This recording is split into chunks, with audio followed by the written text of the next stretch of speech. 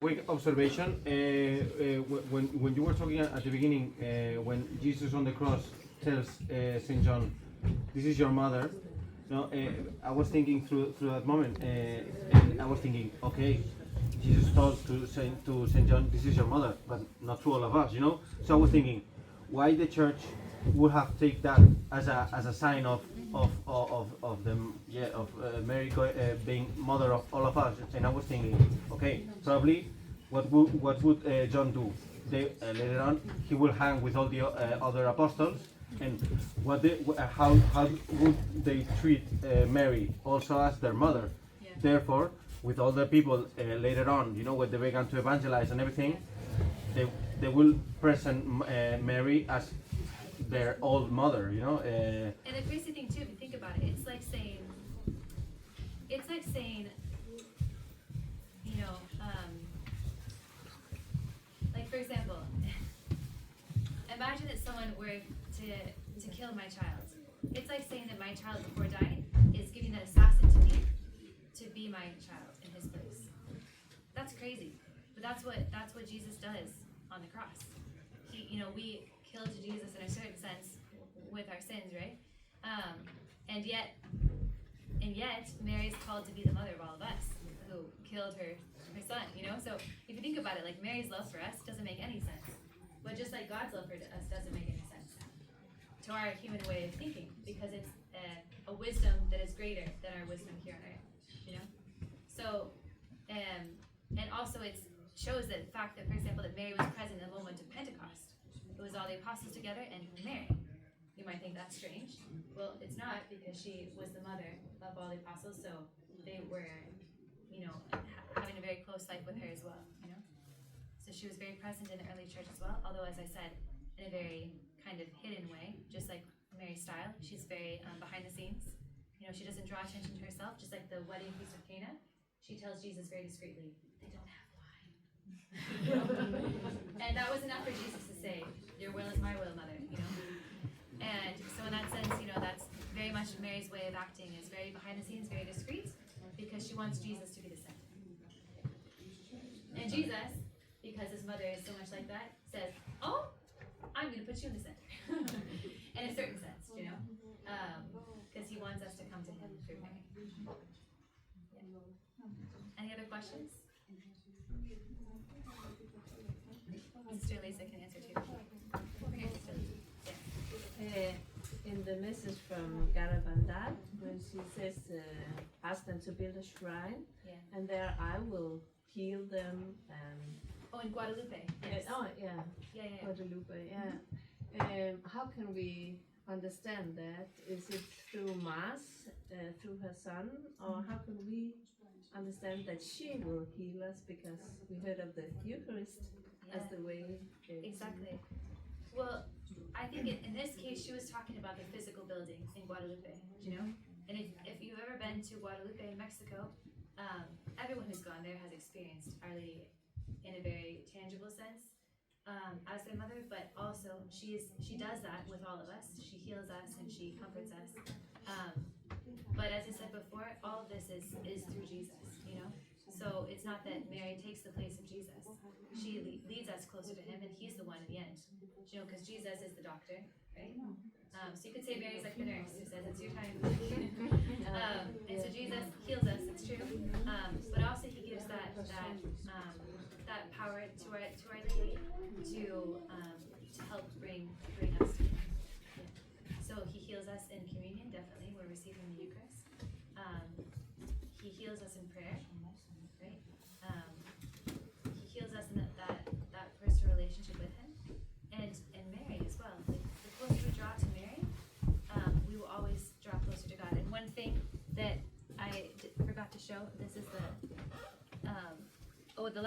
in Mary as well. She was everything in Mary, the sense of like from her heart. But this quote of St. Maximilian Kolbe, I think, really sums it up, that you can never love Mary too much, because sometimes we can be afraid of loving Mary too much, as if we're going to love her more than we love Jesus. But it makes sense. Never be afraid of loving the Blessed Virgin too much. You can never love her more than Jesus did, right? So if we're afraid of putting Mary too much in our life because we think she's going to take the place of Jesus, it doesn't work that way, right? by loving her more, she always leads us closer to her son. Yes. I would just like to hear, you talk about all this in Mexico, and do your order have anything to do with knock also? Because there is also apparitions and knocks. Yes. Yeah. We have a community in Ireland. Knock Island. Yeah, but we wouldn't be connected with knock. Garabandal would be our connection with Our Lady. We have a picture of her. This is a statue. We have the original statue that was in the Pines in Garabandal. It's under our custody until a shrine is built someday in Garabandal. So we would have a special connection with Garabandal. But every time Our Lady appears, it's always her. So it doesn't matter if it's Guadalupe, if it's Knock, if it's Garabandal, if it's whatever it is in the world, she comes to tell us the same things over and over again. You're my children, I love you, be good, pray the rosary. All those things that we need to hear time and time again, just like a mother has to say, clean your room for the 15th time. You know, all those things, just like a mother, sometimes she has to repeat herself for it to come in and not just go straight out. I just had to translate Christian. Yes. So, first of all, I had to say that it was a really good presentation, and like, she wonders like where you have all this knowledge from, because a lot of the things a lot of people don't know, and like where do you like, I don't know if you have studied theology or if, like where do you get the knowledge from? Which, about the Eucharist or about Our Lady? About like, I don't know, everything. I think. Also the Eucharist. Yeah. Because a lot of the things you said about the Eucharist is pretty hidden from people, or like a lot of people don't know all these things that you have told. Well, sister, do you have a doctorate in theology, or? Well, we, as sisters, we study not in a university, but we have studies as well. And so we have studied the catechism, and we have formation, constant formation as well, because we, with our founder and also between the sisters. And also when we prepare catechesis, we look if it's Do our homework. yeah, we prepare ourselves looking at the catechism, so we learn these things, and so we communicate what the church says. It's not our opinion. Yeah, but especially when it comes to Our Lady and the Eucharist, since we do, I mean, to make a vow is a very serious promise, especially a vow to defend Jesus and Mary in with our life if necessary, that I would be willing to lay down my life if necessary. So it's a very serious promise that we make. We don't make it lightly. And so because of that, you know, at least all of us, I think we're very particularly informed about the Eucharist and about Our Lady as our mother because of that reason. Yeah, there's just one question back there first, and I'll get to it, okay? Yes. I was wondering whether you could tell us a bit more about how your order was founded and your vow in general, and why is it called Home of the Mother? Yeah, good question. Well, we started in 1984, as we mentioned. Our founder is Father Rafael Alonso Raimundo. He is a diocesan priest from Toledo. But when he was 12 years old, he experienced the call to the priesthood. But later, he entered into like a lay consecrated movement with hopes that someday there would be priests out of that movement. And in the end, that wasn't a possibility, so he had to leave behind that movement. But it was a preparation for him for what God was calling him to do, because he had lived himself community life. He knew what it was like, and he knew that God was calling him to found feminine and masculine religious life in the church, and young people as well, and families. Yeah, so it was kind of all together, packaged deal, you could say. And so after many years, but he was a priest. Well, he was a history teacher, and then he became a priest and moved to the area of Santander, which is where our mother house is there, and all of our formation takes place in Spain, in northern part of Spain. So that's kind of in a nutshell how we were founded. Our first three sisters were Mother Anna, Sister Reme, and Sister Conchi. And when it started, Mother Anna was 18 years old. Sister Remy and Sister Conchi were 21, I think, and 22 maybe. And Mother Anna, who was 18, was the Mother Superior. So, you know, only God decides to do these things. And so it started very simple, very quiet, you know, until then, little by little, you know, souls felt consecrated to the Lord as well. And so our numbers have grown since then. And why is it called the home of the mother? Because that was the inspiration that Father Raphael experienced, that Our Lady said to him that the order had to be called. Are you ready for it? It's a very long title. Home of the mother is short. The home of the mother of all humanity, mother of the youth. Okay, so she defines herself as the mother of all humanity in the title of our congregation. But we say home of the mother for short. Yeah. And did that answer your question? Yes, thank you. Yeah. Thank you. Could you explain why Jesus talks to Our Lady the way he did in Cana when she asks for wine? He said, what do you want, woman? Yeah. My time has not come yet. Yeah. That's a good question. I've heard a lot of different theories. A lot of it has to do with our poor understanding of the translation. That woman, that word woman sounds very disrespectful to us. It's like, woman, what do we have to do with, you know? But because we don't understand the context in which Jesus says it, that word woman, he's referring to Eve. Because in Genesis, right, the first woman, her name was woman before, you know, she became Eve, right? So he's referring to the fact that there would be a new creation with the beginning of redemption. And so he's referring to Our Lady as she's the new Eve. Yeah? And so that title, woman, is not a disrespectful title, it's a very respectful title. And it's a way of Jesus reminding her, you are my mother, but from now on, our relationship has changed in the sense that you are now the new Eve. You have to now give life to all your spiritual children, right? By letting me die for them on the cross. So he's reminding her of the obligation that she has to let redemption come about by his death on the cross.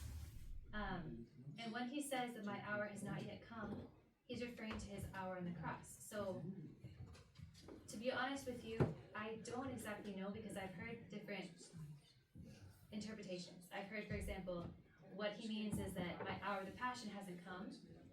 I've also heard it said that Mary, by her prayers, made that moment of Jesus' first miracle come earlier than Jesus had wanted.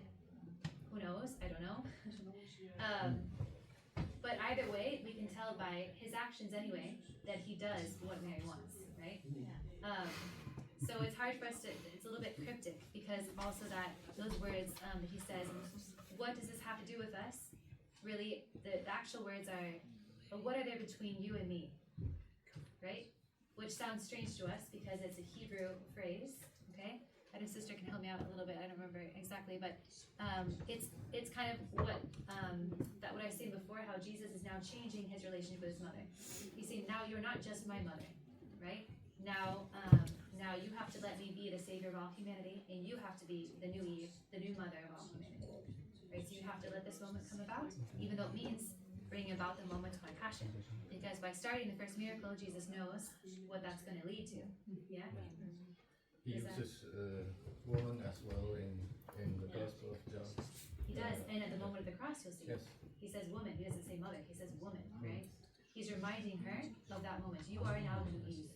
You now have the obligation to be the mother of all humanity. Yeah, and I also heard that he's using woman in that moment and on the cross. So in that moment of the wedding, he's announcing what is happening. So in that moment, he's saying Foreshadowing. Yeah, it's foreshadowing what was happening on the cross. So this one is realizing on the cross. Yeah. And also with the wedding in Cana, he's announcing, "I'm the spouse." With the church, I will fulfill that on the cross. Unite myself. Thank you. Any other questions? Really? No other questions? Yeah. So we brought with us today. Oh yeah. Last one. just if you have the time, but talking about like apologetics of Marian theology, we was once questioned by an evangelical couple about also seen in the Bible, I forgot where exactly it was, but Mary asking Jesus to come out, and Jesus said, like, all of you who do God's will are essentially my brothers and my mother, and it's not. It makes it sound like it's like Disrespectful. Yeah, exactly. There's moments in the Bible where Can you repeat the question? yes. The question is that there's a moment where Jesus is teaching in the house, and they tell him, your mother and your family are here to see you. And it sounds like he's being disrespectful to his mother, because he says, who is my mother? And who are my brothers? Those who do the will of God, right? Or listen, hear the will of God, and they do it. So it sounds like he's kind of being disrespectful to his mother, like, oh, I don't want to see my mother, right? And but at the same time, that's the problem with our understanding as well of the scripture. In that moment, what is he saying, right? That Mary is not so holy just because of the fact that she's the physical mother of Jesus. She is holy, and she's closest to God, and she's the first disciple of God because she is the first one to hear the will of God and to do it. Right? For example, at the moment of Annunciation, when God said, will you be my mother? Will you be the mother of God? She's the first one to hear God's will and say, fiat. I say yes, right? I will. And she's the first one to always, growing up in Nazareth, you can imagine how much she would have looked at Jesus, imitated what he was doing. She knew that her son was God. And so she's the first one, the first disciple of her son, you could say. Right? And so what Jesus is saying there is that Mary, like, it's true that she's the physical mother of Jesus, that's why we should love her. But more than that, we should realize that she's the first disciple of Jesus. She's the first, like, she's,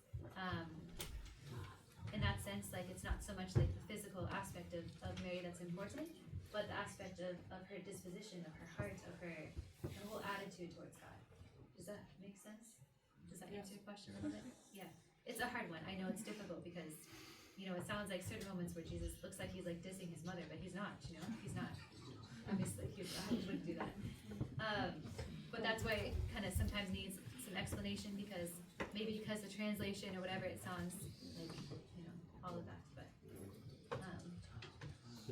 yes. Yes, well, among the theologians, the time in which we live is the Marian times since 1831 with the apparitions in Paris. The theologians in the coming years where we have many private apparitions around in the world, which is not in the deposit of faith, but there is a reason for why Mary is coming so often, especially also in our time. And you emphasize that very beautifully with regard to Mary underneath the cross with Jesus and John. And because Mary has often said, well, accept me as your mother, also many of the new apparitions. Why? In order for me to lead you to Jesus. And that's really important, because when some can think we focus too much on Mary, but as it says here, we can never focus too much on Mary, because she is the mother of Jesus, and she is spiritually also our mother, and she has one purpose, especially in the time in which we live, to gather humanity around her son Jesus. That's her only purpose, and that's what the task she has been given by God, especially in our times, especially in the time in which we live, where there is so much turmoil within and outside the church. We need Mary as never before, and she is not a hindrance to Jesus. The opposite, you know, she gives us a depth in our spiritual life when we approach with her and allow her to lead us to Jesus. It has also been said that if any priest need a woman, any Catholic priest need a woman in his life, and that woman is Mary. If Mary is not a part of the lives also of the priests, but also of the lay people, something beautifully is lacking. The femininity of Mary is beautiful, and it is needed in a priest's life, and it is needed in the life of the church also. And there's much harshness in the church also today. Much harshness. Many closed hearts, among the clergy, up in the top, as it was said in Carabandal, among the bishops and cardinals. And Mary is a way for us to get closer to Jesus and to be touched in our innermost being. Thank you. And also, like, sometimes, unfortunately, our brothers and sisters who, may not be Catholic, they might have, like, the idea that, that, like, Mary is a hindrance, and so they might even say bad things about Mary. But it's like, that doesn't make a whole lot of sense either, because, like, if you, like, imagine, for example, if, you were to come to me and say, Sister Elizabeth, you're great, but your mother's a, well, how do you expect I'm going to do that, If you're trying to make me happy, that's definitely not going to make me happy. So, like, respect for the mother of Jesus is respect to Jesus himself, So, and not just respect, but love. Love for Mary is love for Jesus. Okay, so two things. So the first thing is just like that I will translate questions. Så hvis der er nogen, der har nogle spørgsmål, I gerne vil stille, så kan jeg altså også godt oversætte for jer spørgsmål, hvis der er et eller andet. And the second thing is like how you said that you had lay members. How do you become a lay member of the Home of the Mother? You can answer that question yourself, Christina. Well, so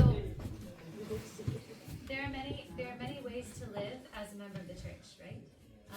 There are a lot of different families inside of the church, and we all have a special calling that God has put in our hearts of how He wants us to serve Him. Whether or not that's the vocation as far as whether I'm supposed to get married or religious life, and for many of you, your vocation is already set because you're married, for example. Okay, but even within that, right, there's many ways of how to live as a member of the church. So, for example, there are the Dominicans, there are Franciscans. There are many different families inside of the church, and many different charisms that the Holy Spirit has gifted to the church. So, as I said before, when I was explaining a little bit about the Home of the Mother, we experience that we are chosen by Our Lady to belong to her in the Home of the Mother. So it's not something that I have chosen, it's something that has been a gift to me, that God has called me to be a member of the Home of the Mother, and that's how He wants me to serve Him in His church. And lay members, families, and also young people can also feel that same calling to live as a member of the church in their state of life, whatever that is. What does that mean? It means that you feel, first of all, you pray about it, you say, Lord, is this what you wanted me? Mother Mary, are you choosing me to be a member of the gift that your Son wishes to make you? And if you feel that is the case, right, then there's a way to enter. Well, first of all, you have to talk to, either one of us, a sister, or one of the priests of the Holy Mother. And there's you can request to be a member of the Holy Mother, and once you receive the answer to that, which would be yes, of course, but formal things, then there's a formula that you read. It's like a consecration to Our Lady, to Jesus through Mary. Put it that way, right? And then also there's certain commitments. So there's different levels of being part of the Home of the Mother. So, for example, for the young people, there are first apprentice, then expert, and then veteran. And each level has a different level of commitment. So the first one, for example, is 5 minutes of prayer every day, besides prayer with Jesus. And then maybe a few minutes of spiritual reading a spiritual reading book.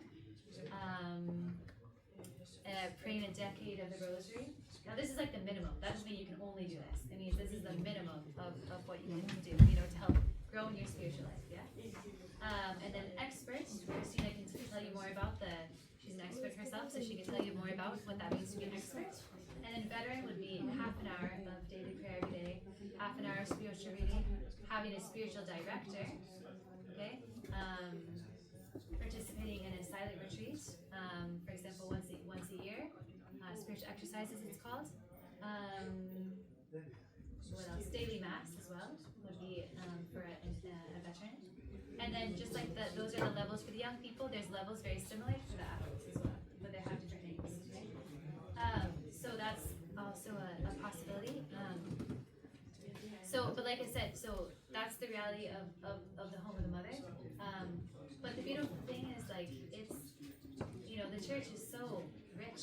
The Holy Spirit works so much that He made our hearts for something to live as members of the church, and we have to ask Him what that is. Whether or not, if your calling isn't the home of the mother, that's okay. But if it is, that's great. But the important thing is to find out how God wants you to serve Him. Jeg må gerne fortsætte, men der er mulighed for skriftemål over i mellemgangen. Der pilgrimshuset er solsalen her weekend, og der er mulighed for skriftemål inde i kirken, nede i skriftestolen. Sakramentet er udstillet, vi vil også bede rosenkransen, og så forhindrer vi, at man kan høre, når rosenkransen bliver bedt, hvad der bliver sagt nede i skriftestolen, for der er lidt lyd dernede, derfor er det ikke så tit, vi bruger det. Men er det okay? Yeah. We have the priests are here in confession now. This first Saturday we always have a few people going to confession, and then we have exposition also in the church. But you can carry on here as long as you want. Og så lægger jeg lige den her lille skål, og hvis der er nogen, der vil give et lille bidrag til søstrenes udgifter, madudgifter, rejseudgifter her for den her weekend, så vil du godt tage det lidt. Tak skal I have. Yeah, so we wanted to explain a little bit that we in Spain we also have a television station, radio station, printing press, and websites, and so we make our own magazines, for example. So if anyone's interested, we brought a few copies so you can see what it's like. If anyone would like to subscribe to the magazine, you're more than welcome. We have one for children, which is my favorite, and we have one for adults as well. And we also brought here some cards of our sister Claire Crockett. I don't know if you've heard of her before. She is the first sister of ours to pass away. We're a very new order. We only started in the year 84. And we have mission communities in Ecuador, in South America. And she was down our mission. She's originally from Derry, from Ireland. And her story was incredible because growing up, she had a lot of natural talent to be an actress. So she had started being a presenter on Nickelodeon by the time she was 14. She had done a movie by the time she was 18. She had her manager. She was on her way to Hollywood. But one of her friends invited her to come to an encounter that we put on for Holy Week. And it goes from Holy Thursday to Easter Sunday. We do one in Ireland as well. And we do it in Spain and the United States and all the places we have communities. And she thought she was going to the beach. Someone offered her a free trip to Spain and she said, I'm going to the beach, this is going to be great. And she didn't know that she was going to a 12th century monastery on a mountain in the middle of nowhere in Spain. And so she went to our Holy Week encounter, and at first she had kind of a bad attitude about it. She didn't want to be there. But when Good Friday came around, someone said to her, Claire, God died for you today. The least you can do is go into the church. So she goes, fine. So she put out her cigarette and she went inside the church, and she saw that everyone was getting into a line to do something. So she got in line, followed what everyone else was doing, and they were going up to kiss the cross because it was Good Friday, right? And they're going to venerate the cross. And she kissed that cross, and at that moment, God gave her the grace to experience His love for her, that He loved her and He had died for her on the cross. And at that moment, she realized the only way that she could give back to Him for what He had done was to give her life to Him. So she experienced that she was being called to become a sister. And it was funny because she had a very big struggle because she wanted to be famous. That was her biggest dream. But at the same time, she realized she was being called to be a nun. And so she was like, how do I... So you know what, I want to be famous, but I think I have to be a nun, so I think I'll be a famous nun. That was her conclusion, And later on, she laughed at herself for having said such a silly thing. But the funny thing is that God really took her at her word, because now she's a famous nun. Because in the year 2016, she was serving the missions in Ecuador, and a big earthquake happened and our house fell down. So she was killed along with 5 other girls who were on their way to becoming sisters. The youngest of which was Valeria. She was 15 years old. A beautiful story as well. So there's a documentary about her life that you're all welcome to watch. It's free, available on sisterclaire.com or also on YouTube, about her life. And you'll have a great time with her because she's very funny. But she's also very generous with God, and a very good example to all of us. And her cause for becoming a saint has just been opened last month. So she's now officially a servant of God. They're going to study her virtues to see if she had a heroic virtue. And then we need some miracles for her to become a saint. So if anyone, we can pass these around. You can feel free to take one so she can be your friend in heaven. And people have written to us for over 50 different countries saying that Sister Claire is their friend, their best friend, which is strange because they didn't know her, But all of them, every single testimony said, she's my best friend in heaven. She's my best friend in heaven. So hopefully she'll become your best friend as well. You can learn a lot from her. She's great. And then also, if you go to that website, sisterclaire.com, at the top there's a tab that says companions, and you can read the lives of the girls who died with her as well. And I really recommend, especially Valeria. We made another documentary about her life as well, and which is very short. She was only 15 years old when she died, but she was like another St. Dominic's son. She was very incredible story. I won't say anything. I don't want to give it away, but a very incredible story of forgiveness as well. Okay, so you're all welcome to have one of these, and this is your homework, by the way. You didn't think that to give you homework, but we're going to give you homework. So you're all obliged to watch that documentary and the one on Valeria as well. But don't worry, it's going to be enjoyable. We're going to enjoy it. There are more magazines in the entrance. Yeah, and sure, there's more magazines and things. You can watch it if you want. You can take it.